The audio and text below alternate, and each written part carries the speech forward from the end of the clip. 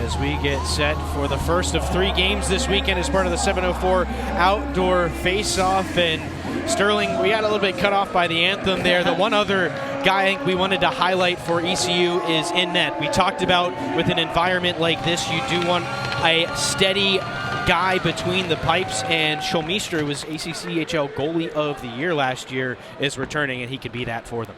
Yeah, absolutely. And then look for the forwards as well. Can't talk ECU without mentioning the Sylvester brothers. It's Oliver Coughlin who takes it away.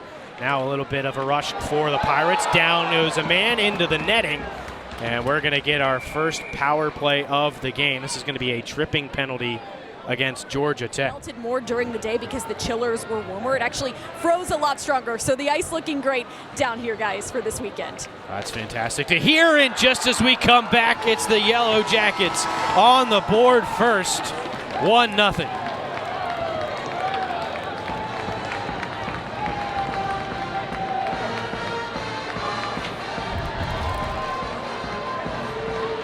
What a play, moving the puck well in the offensive zone. Rene Prasanna getting that puck. Who laid both of those hits. Tech back to work on the attack. Behind the goal, and it's left for Keshner. Pass out in front, and they score.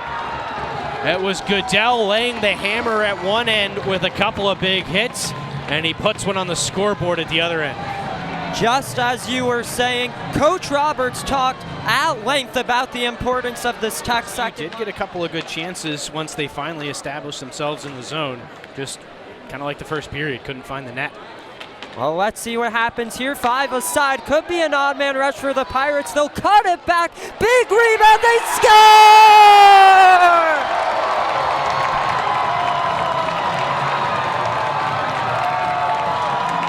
Big rebound available, and it's Will Steffen depositing it for ECU's first of the night. And that was a much-needed goal for ECU. We talked about it for both teams. Just get the puck to the net, and that was Connor Dubberly. He overskated it right back into Pirates' control. That shot sailed just high from Will Steffen as the Pirates look to throw it in front. There it is, a save by Graff. Pirates still in control at the line, putting it back on goal, a block in front. Another chance stopped by Graff. He's able to hold on to the rebound, and Alberto, the pass wasn't clean. Pirates advance it the other way. They look to just get it all the way down and deep. There's going to be a delayed penalty coming up. It's off to the left of Graff. It's a 50-50 puck held in at the line by Ben Kramer at that right point. Getting it back to Kramer here, looking across, trying to set up a one-timer perhaps. Back at the goal line, feed in front, down low, they score!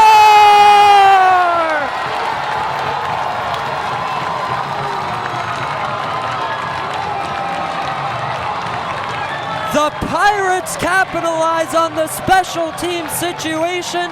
Just like that, it's 2-2. We finally have our first goal on the man advantage, and this was one, we talked about it, you heard Coach Gentili talk about it.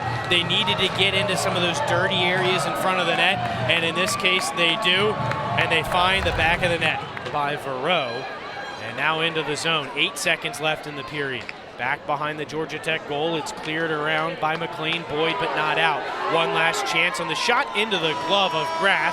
He'll throw it into the corner, and we've got extra hockey here in Uptown Charlotte. 1 minute gone here in overtime. Here's Lee, handed off along the wall for Howe. Top of the circle, Hill look in front. First shot stopped and the rebound cleaned up. ECU will move it back out.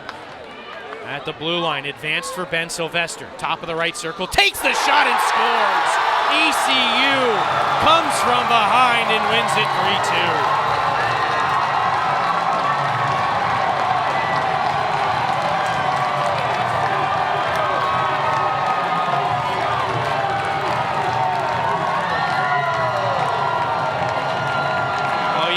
To wonder if one of the Sylvester brothers would be the difference maker in overtime. In 3-on-3, it's about skill and it's about space, and one of the most skilled players on the Pirates finishes this one off.